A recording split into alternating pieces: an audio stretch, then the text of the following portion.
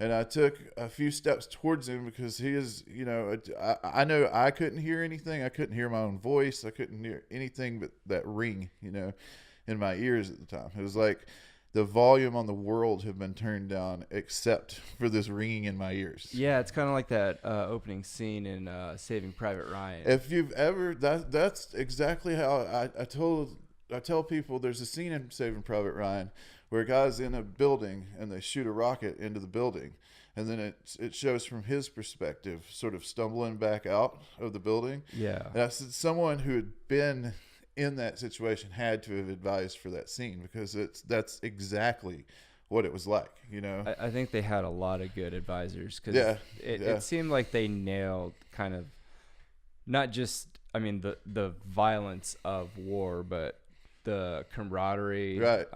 Like the brotherhood that you build, and kind of the dialogue and the shit talking. I actually really liked the dialogue that they had. It was great. I'll tell you another series that really nails that is Generation Kill.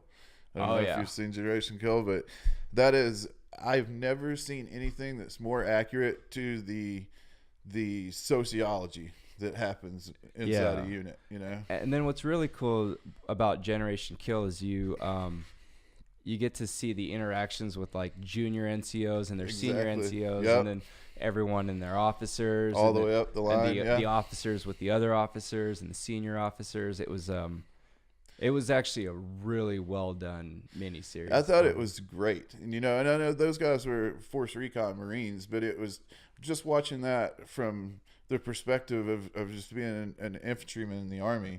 I was like, okay, there's this guy, there's this guy. I could identify with everyone in that unit from someone within my own unit, Has Noah told you the story of his little his radio? He's on the credits at the end. I think he's got his radio transmissions on there, right? Oh, I don't know if they actually used that's what I know, that they recreated a lot of that, but I thought, I could be wrong, but I thought he told me they used some actual audio of him. Dude, this is going to sound crazy, but the end credits of every episode of that series is they always play like radio transmissions. Right. Dude, for a while there, I would just actually listen to that as I fall asleep. Yeah, dude. It was kind of like my bedtime music. Oh, it's comforting. It's something it's just something weird. I don't know why. Because I'm one of those guys. I don't really have like really bad tinnitus, but I like to put on some background music or noise or